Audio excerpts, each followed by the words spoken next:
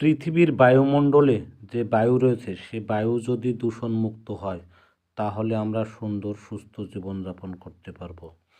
এই শীতের সময় বায়ুতে অনেক বেশি আর্দ্রতা থাকে আর সেজন্যই বিভিন্ন রোগ জীবাণু মানুষকে আক্রান্ত করে। আর তাই আমাদের রোগ জীবাণু থেকে রক্ষা পাওয়ার জন্য বাড়ির আশেপাশে বা আনাচে কানাচে যেই ওষুধি গাছগুলো রয়েছে সেই ওষুধি গাছগুলোকে রক্ষণাবেক্ষণ করার দায়িত্ব কিন্তু আমাদের। কারণ আপনি জানেন প্রতিটি খাদ্য আমরা কিন্তু গাছ থেকে পাই।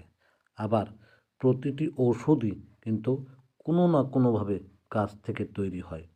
তা কেমিক্যাল সংযোগে হোক, সরাসরি হোক বা অন্য কোনো প্রসেসের মাধ্যমে হোক।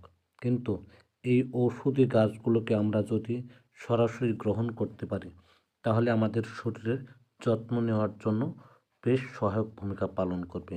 তাই আমাদের প্রকৃতিকে রক্ষা করতে হবে। দুশ্চিন্তা করলে চলবে না। দুশ্চিন্তা থেকে মুক্ত থাকতে হলে আমাদের প্রতিটি জিনিসেরই মূল্য দিতে হবে। গরু, ছাগল, ভেড়া অর্থাৎ আমাদের পরিবেশ এবং আমাদের আশপাশে যা কিছু রয়েছে সব কিছু আল্লাহ পাক আমাদের জন্য সুন্দর করে বানিয়েছেন, সাজিয়েছেন। সেগুলো রক্ষণাবেক্ষণের দায়িত্বও কিন্তু আল্লাহ পাক আমাদেরই দিয়েছেন। এত সুন্দর সৌন্দর্য যদি আমরা রক্ষণাবেক্ষণ করতে না পারি তাহলে মানব জন্ম আমাদের বৃথা।